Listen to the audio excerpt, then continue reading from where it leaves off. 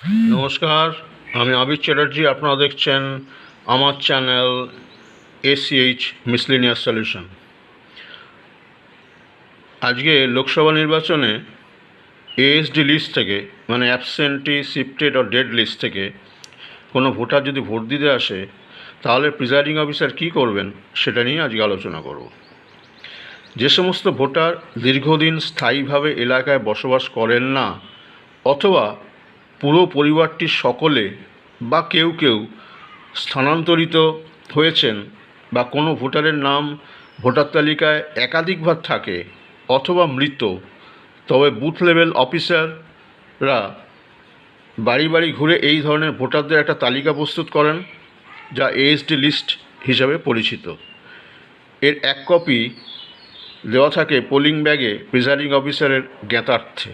ঠিক আছে, অর্থাৎ বুথ লেভেল অফিসাররা কিন্তু বাড়ি বাড়ি ঘুরে এই সমস্ত ভোটারদের একটা তালিকা তৈরি করেন, যেটা প্রিজাইডিং অফিসারের জ্ঞাতার্থে পোলিং ব্যাগে দেওয়া থাকে।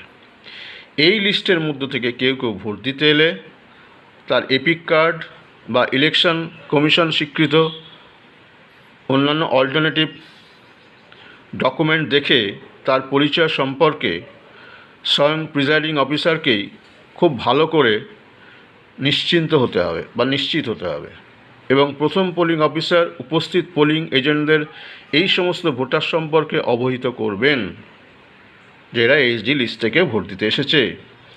এই রকম ভোটারের তথ্য আলাদা করে প্রিজাইডিং অফিসারকে তার রিপোর্টে জানাতে হবে। বিশেষভাবে মনে রাখতে হবে, যখনই কোনো ASD ভোটারকে ভোট প্রদানের অনুমতি দেওয়া হবে, তখন তার কাছ থেকে অবশ্যই একটি ডিক্লারেশন নিতে হবে, যেটা পোলিং ব্যাগে ডিক্লারেশনের নমুনা কপি দেওয়া থাকবে। ঠিক আছে, এই ধরনের ভোটারের ক্ষেত্রে 17A রেজিস্টারের স্বাক্ষরের সাথে তার বৃদ্ধাঙ্গুষ্ঠের ছাপ, মানে বুড়ো আঙুলের ছাপ বা টিপছাপ নেওয়া বাধ্যতামূলক। টিপছাপ নিতেই হবে, এমনকি সেই ভোটার স্বাক্ষর হলেও তার টিপসই নেওয়া কিন্তু বাধ্যতামূলক। টিপসইটা কিন্তু নিতেই হবে।